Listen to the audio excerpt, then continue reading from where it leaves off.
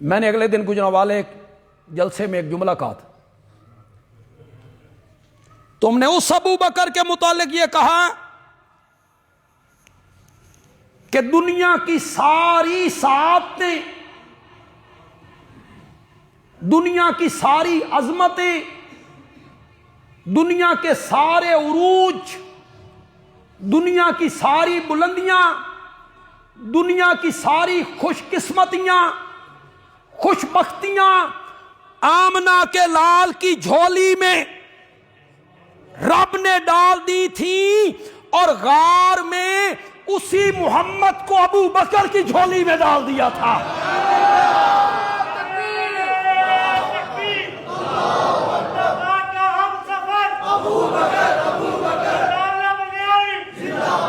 3 دن اور 3 راتیں،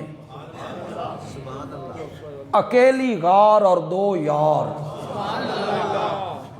تمہیں شرم نہیں آتی بات کرتے ہو، تمہیں حیا نہیں آتی باتیں کرتے ہو۔ تم خواب میں ترس گئے ہو کہ کبھی نبی پاک کی زیارت ہو جائے؟ یا اللہ کبھی خواب میں ہماری قسمت میں کر مولا کہ کبھی خواب میں اس چہرہ پر انوار کو دیکھیں، خواب میں دیکھیں۔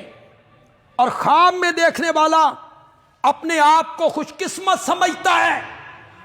یہاں 3 راتیں ہیں، 3 دن ہیں، ایک میرا نبی ہے، دوسرا ابو بکر ہے۔ میرا نبی ابو بکر کی جھولی میں سر رکھ کے سویا ہوا ہے، ابو بکر نے رج رج کے میرے نبی نو ویکھیا۔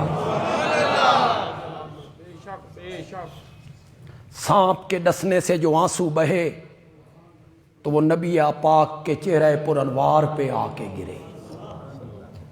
اس ابو بکر پہ تبرہ کرتے ہو، اس ابو بکر کا ایمان پوچھ رہے ہو؟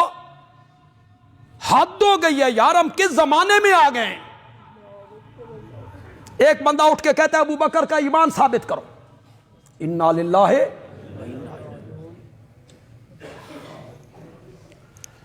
دن کے 12 بجے ہوں، سورج پورے عروج پہ ہو، اور ایک بندہ کہے ثابت کرو سورج ہے، کرو ثابت۔ وہ کہتا ہے دلیل دو کہ سورج ہے۔ ہم کہیں گے پاگل آدمی، اس سورج نے زمین کے ذرے ذرے کو روشن کر دیا ہے، یہ خود دلیل ہے کہ سورج ہے۔